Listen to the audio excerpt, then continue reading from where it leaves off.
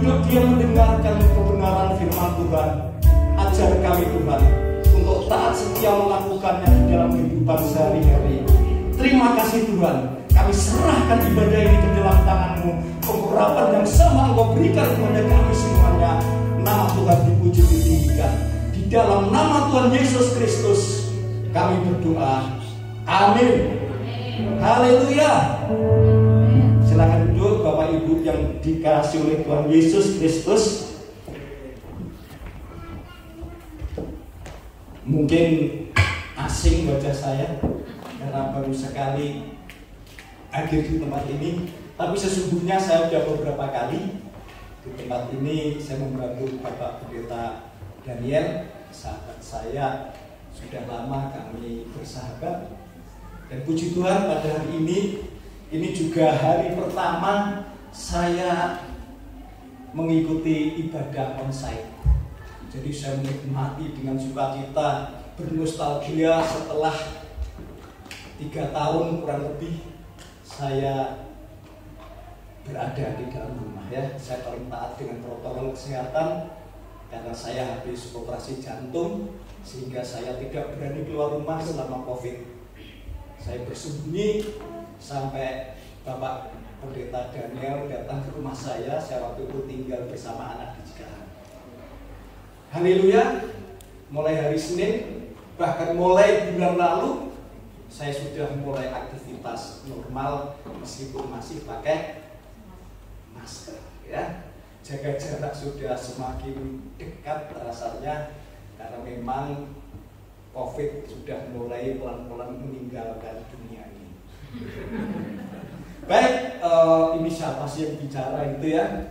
Bapak Ibu, tak kenal maka waduh, udah sayang-sayangan. Tak kenal maka kenalan ya. Jadi saya mau memperkenalkan diri. Nama saya Pendeta Muda Wahyudi Adi Prasetyo. Saya tinggal di Kota Bandung juga di Jalan Surya Sumantri. Hanya sepelemparan batu dari Universitas Maranatha. Tempat kerja saya sehari-hari juga ngajar seperti ini. Saya dosen di Universitas Logistik dan Bisnis Internasional. Jaraknya kurang lebih 2 km dari Maranatha, juga 2 km dari rumah saya, sehingga saya cukup jalan kaki untuk ke kampus supaya saya sehat. Ya, saya mengajar mata kuliah manajemen. Semester ini saya mengajar ekonomi mikro, ekonomi makro. Saya juga mengajar pendidikan Pancasila dan anti korupsi. Saya juga mengajar pendidikan agama Kristen. Waduh, kok lompat-lompat ya. Karena background saya S1 sarjana ekonomi, S2 saya manajemen, S3 saya selesai 31 Maret 2022. Jadi selama pandemi saya kuliah lagi dan puji Tuhan sudah selesai S3 saya dari Sekolah Tinggi Teologi. Dipantas ya kalau saya ngajar. Haleluya, puji Tuhan. Nanti perkenalan kita perpanjang. Saya sukacita banget karena ketika saya diminta, waduh ini adalah sudah lama saya tidak melakukannya ya. Ini hari pertama, begitu sukacita dalam hati saya. Saya jam 6 sebelumnya sudah siap ya, jam 7 tepat saya sudah berangkat. Sebelum jam 8 kurang seperempat saya sudah sampai di sini. Sebenarnya saya sudah lupa lokasi ini ya, karena saya ini punya sifat, saya tidak pernah lupa bahwa saya ini pelupa ya. Jadi nanti kalau kita sudah kenalan, kalau ketemu saya mau disapa, percayalah saya sudah lupa ya, karena saya ini pelupa. Nah tapi saya dengan gagahnya datang ke tempat ini, tidak tahu jalannya. Saya putuskan naik motor untuk saya nikmati karena saya sudah sekian tahun tidak naik motor, nggak diizinkan oleh anak istri. Ini nggak lapor anak istri, diam-diam saya naik motor ya. Nanti kalau ini juga direkam, bisa dilihat nanti beberapa hari kemudian karena biasanya saya upload di YouTube. Nanti bisa buka YouTube channel saya, ketik nama saya Wahyudi Adi Prasetyo, nanti muncul semua YouTube saya di situ. Jadi Bapak Ibu yang dikasihi Tuhan Yesus Kristus, kenapa saya semangat datang ke sini meskipun nggak tahu jalan? Karena saya memegang handphone. Handphone saya itu, saya sudah minta Bapak Pendeta Daniel untuk share location. Tujuannya kemana? Beliau kirimkan. Tujuannya adalah JKI Yerusalem Taman Koko. Jadi saya tinggal klik start. Start saya Jalan Surya Sumantri. Kemudian saya klik on. Saya ngikutin handphone saya pegang terus. Saya nggak tahu saya lewat mana. Dan saya tidak perlu tahu. Saya yang penting lihat terus. Dan saya ikutin terus. Tiba-tiba sudah ada di halaman gereja.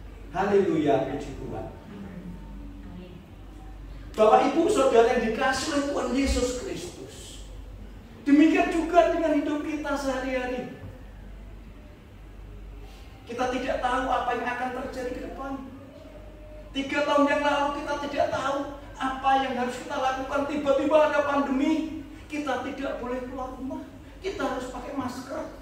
Benda yang tidak kita kenal ini tiba-tiba harus kita pakai setiap hari. Saya senangnya masker itu justru saya pakai di rumah karena saya tukang makan. Jadi kalau pakai masker jadi agak langsing sedikit ya. Dulu kalau saya berdiri berat badan saya 84, sekarang puji Tuhan 74 ya, sudah turun 10 kilo gara-gara masker.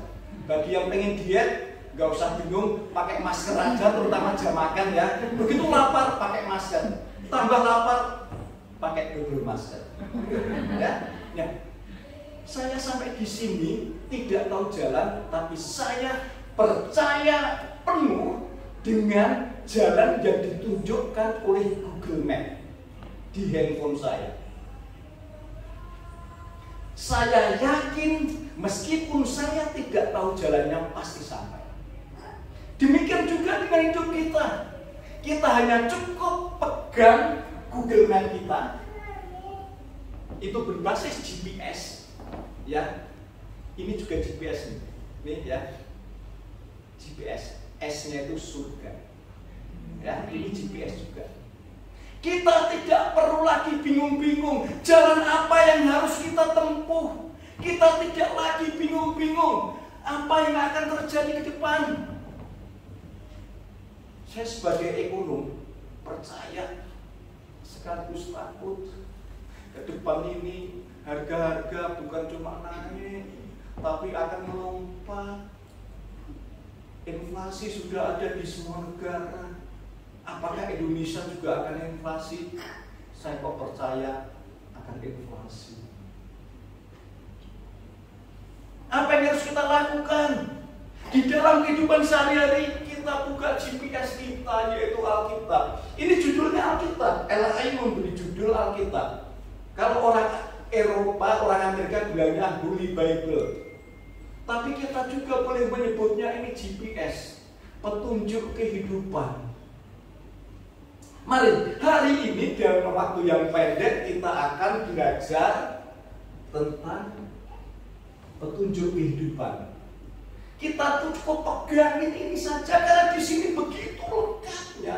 Mau cari informasi apa ada.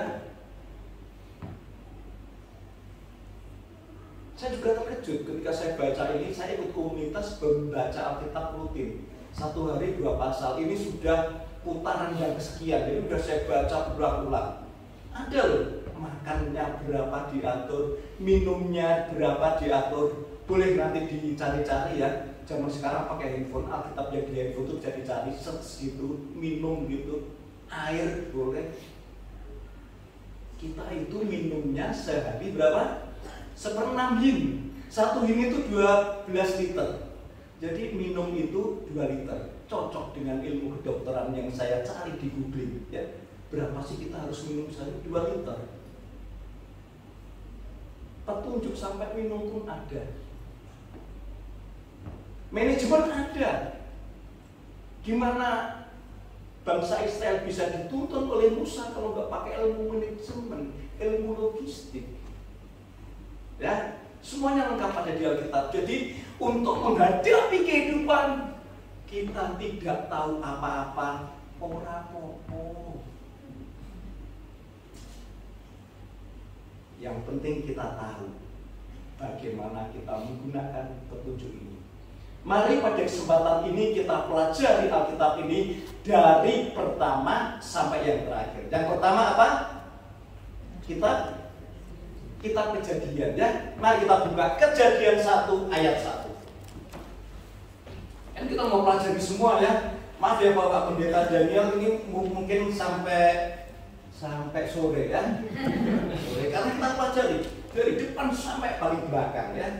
Oke, kita baca Kejadian 1 ayat 1. Demikian firman Tuhan. Pada mulanya Allah menciptakan langit dan bumi.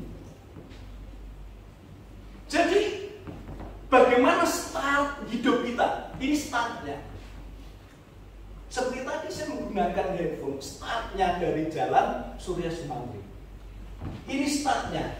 Pada mulanya Allah.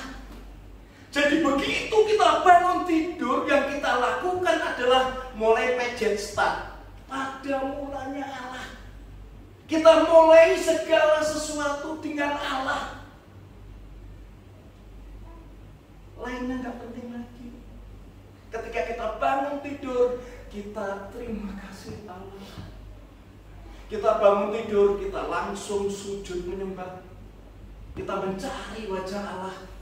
Percayalah,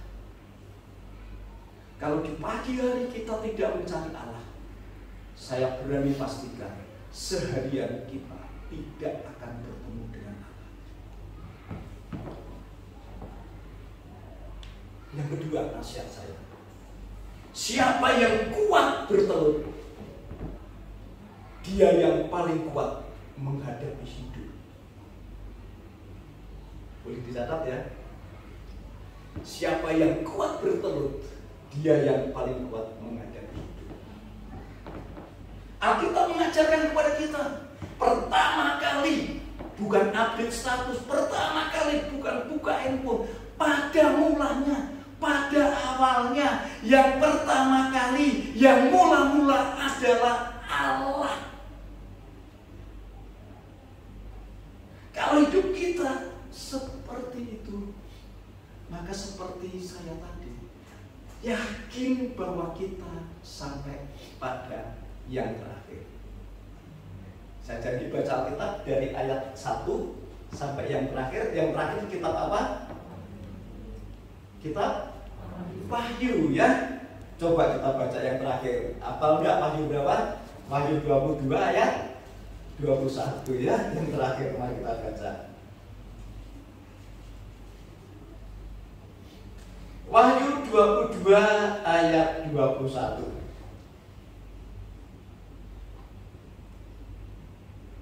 Demikian firman Tuhan, kasih karunia Tuhan Yesus menyertai kamu sekalian.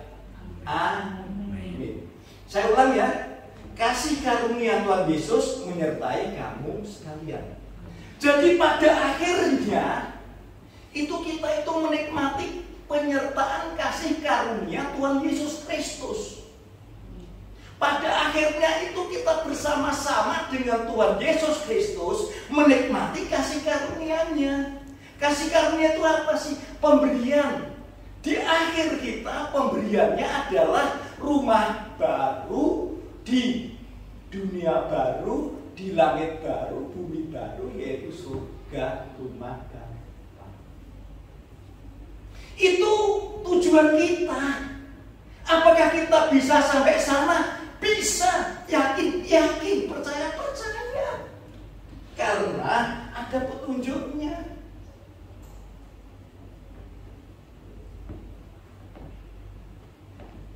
Ada sukacita? Sudah tahu rahasia hidup itu? Startnya kita percaya kepada Allah. Kita datang kepada Allah. Pada akhirnya kita akan menikmati kasih karunia Tuhan Yesus Kristus yang menyertai kita senantiasa. Amin. Nah sekarang masalahnya adalah di tengah-tengahnya. Itu yang paling penting. Ya, Bapak Ibu yang dikasihi Tuhan Yesus Kristus, Kita akan kembali lagi Kejadian 1 karena ini merupakan dasar kehidupan. Ini merupakan dasar pengajaran iman kita. Kita potong tentang penciptaan Tuhan. Kita langsung masuk ayat 26. Ya, Kejadian 1 ayat 26 sampai dengan 27 atau 28 ya. Kejadian 1 ayat 26 demikian firman Tuhan. Berfirmanlah Allah, baiklah kita menjadikan manusia menurut gambar dan rupa kita, supaya mereka berkuasa atas ikan-ikan di laut dan burung-burung di udara dan atas ternak dan atas seluruh bumi dan atas segala binatang melata yang merayap di bumi. Ayat 27, maka Allah menciptakan manusia itu menurut gambarnya. Menurut gambar Allah diciptakannya dia laki-laki dan perempuan diciptakannya mereka. Ayat 28, Allah memberkati mereka. Lalu Allah berfirman kepada mereka, beranak cuculah dan bertambah banyak, penuhilah bumi dan taklukkanlah itu, berkuasalah atas ikan-ikan di laut dan burung-burung di udara dan atas segala binatang yang merayap di bumi. Bapak Ibu, saudara yang dikasihi Tuhan Yesus Kristus, saya ingin kembali kepada penciptaan itu. Kejadian 1 ayat 1 sampai dengan 25 isinya bagaimana Allah menciptakan langit dan bumi. Allah menciptakan bumi, menciptakan daratan. Allah menciptakan air, menciptakan lautan. Allah menciptakan udara. Kemudian baru Allah menciptakan makhluk hidup. Allah menciptakan ikan, Allah melihat air, kemudian Allah menciptakan ikan. Allah melihat udara, kemudian Allah menciptakan burung. Allah melihat tanah, kemudian Allah menciptakan tumbuh-tumbuhan. Ayat 26 27 itu ayat yang istimewa karena berbicara tentang bagaimana Allah menciptakan manusia. Berbeda ketika Allah menciptakan manusia. Ketika Allah menciptakan manusia, Allah tidak melihat udara, tidak melihat air, tidak melihat bumi, tapi Allah melihat dirinya sendiri. Allah melihat dirinya sendiri. Kemudian Allah, aku mau menciptakan ciptaan yang namanya manusia seperti diriku, serupa segambar dengan aku.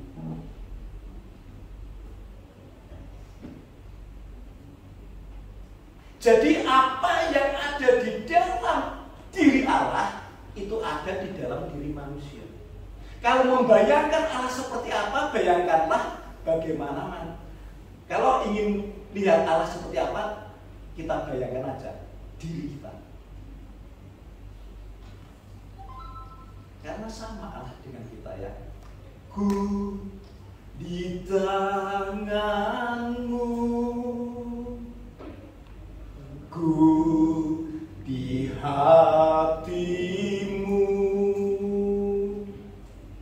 di pikiranmu, di rencanamu, tak pernah ku sendiri. Itu menyatakan bahwa Allah itu punya tangan, sama dengan kita kan. Allah itu punya hati, Allah itu punya pikiran, Allah itu punya rencana, sama dengan kita.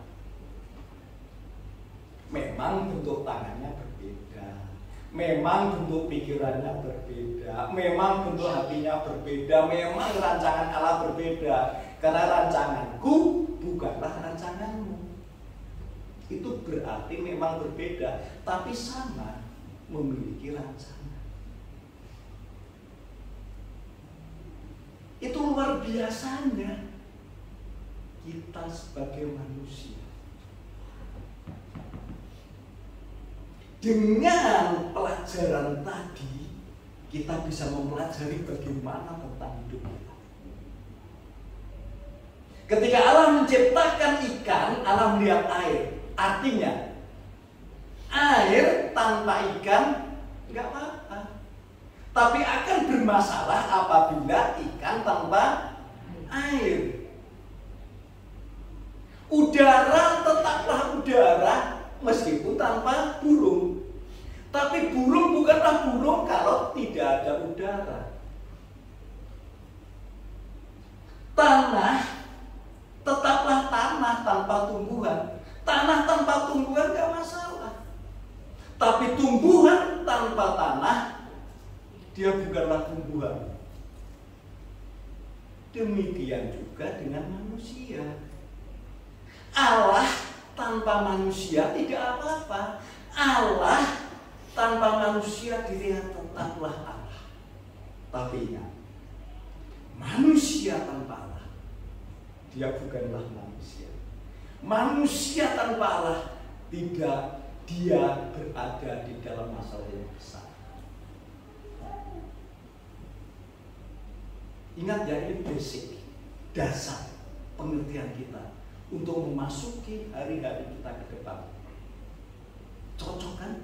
Bahwa manusia tanpa Allah bukanlah manusia. Kok benar Pak? Oh coba kita buktikan. Kejadian 2 ayat 7.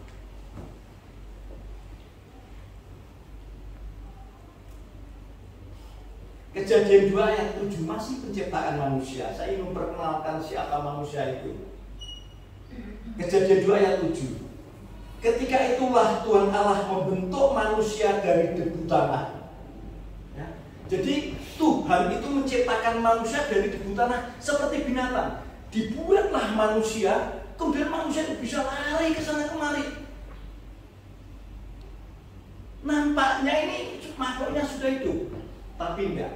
Bagi Tuhan itu menciptakan makhluk yang lain seperti itu. Tapi khusus ciptaan yang favorit ini masih ada terusannya.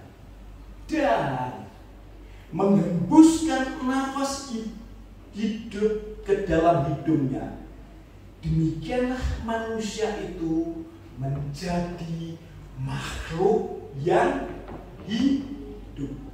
Jadi ketika belum ada roh Allah, belum dihembuskan nafas kehidupan, belum diisi oleh diri Allah, yaitu rohnya di dalam diri manusia, maka sesungguhnya manusia itu manusia yang belum hidup.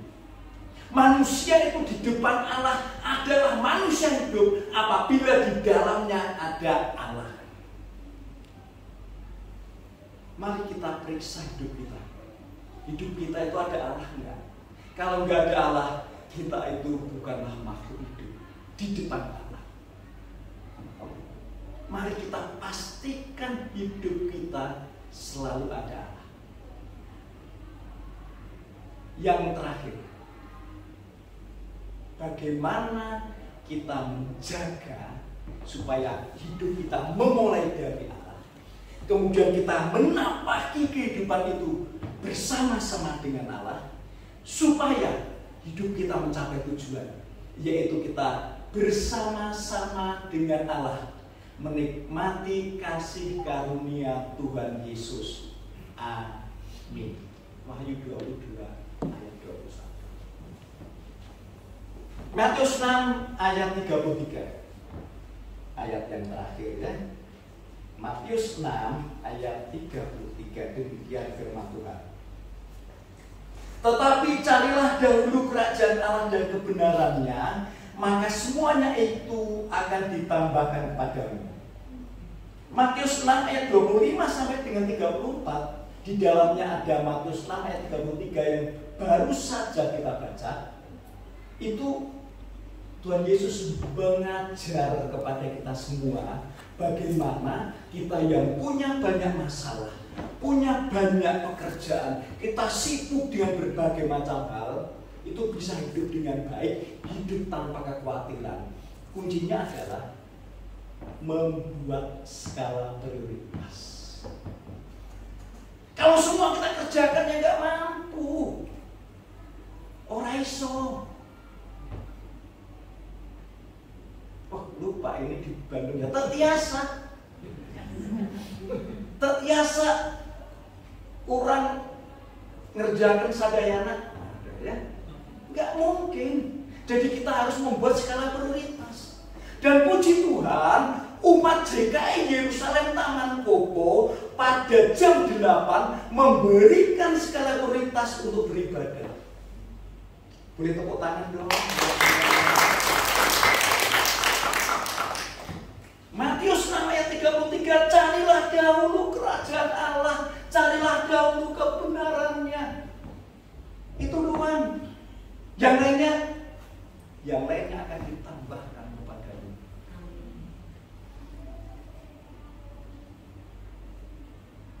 Cari. Begitu bangun tidur, cari dahulu. Ya, terutama muda-muda, bukan bangun tidur ambil handphone update status, buka-buka IG. Ya jangan. Boleh kita bangun tidur langsung buka IG, boleh. Tapi itu yang lalu. Mulai hari ini sudah diingatkan ya. Mulai hari ini harus dirubah. Pada mulanya Allah. Cari dahulu kerajaan dan kebenarannya. Semuanya ditambahkan. Saya tidak peduli bagaimana saya harus ini, harus itu. Harga-harga naik. Nah, biarin. Saya membuat skala prioritas. Allah pada awalnya. Begitu bangun tidur, saya harus baca Alkitab. Saya harus berdoa. Naikkan pujian penyembahan kepada Allah. Hatinya kita senangkan. Tuhan kita prioritaskan, Tuhan kita dulukan. Tuhanlah yang pertama kita cari dan kita temui. Semua itu ditambahkan, dibonuskan. Tidak usah kita minta, disediakan. Tidak usah kita pikirkan, diberikan.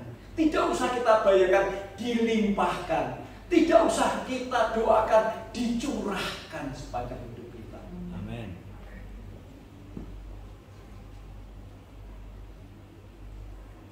Bapak Ibu yang dikasihi Tuhan Yesus Kristus, saya tidak akan berpanjang lebar lagi. Saya ingin menggarisbawahi. Yang pertama, bagaimana kehidupan kita ke depan. Kita tidak tahu, tidak masalah. Kita pun tidak perlu tahu. Kalau tahu malah pusing. Yang penting kita percayakan hidup kita kepada Alkitab yang menuntun kehidupan kita. Dan kita barusan juga belajar dari awal sampai dengan akhir. Mari kita ikuti saja petunjuk kehidupan ini. Kita awali dengan yakin dan percaya, kita cari Allah. Sehingga akhirnya sepanjang perjalanan hidup kita, apabila kita bersama-sama dengan Allah, terus-menerus dengan Allah, maka kita sampai pada tujuan, kita sampai destinasi kita, yaitu kita kembali kepada rumah Allah, menikmati kasih karunia Tuhan Yesus Kristus. Mari kita berdoa.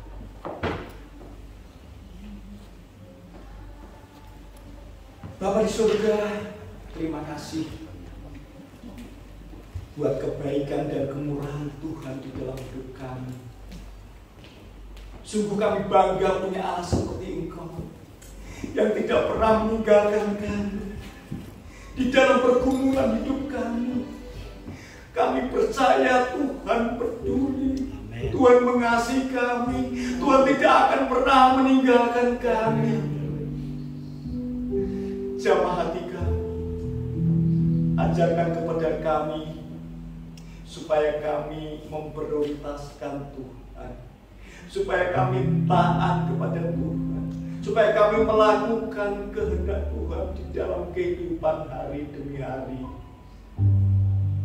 Dan pada akhirnya kami sangat percaya kasih karunia Tuhan Yesus Kristus senantiasa menyertai kami hingga pada akhirnya kami bersama-sama di rumah Tuhan dalam keadaan damai sejahtera dan sukacita.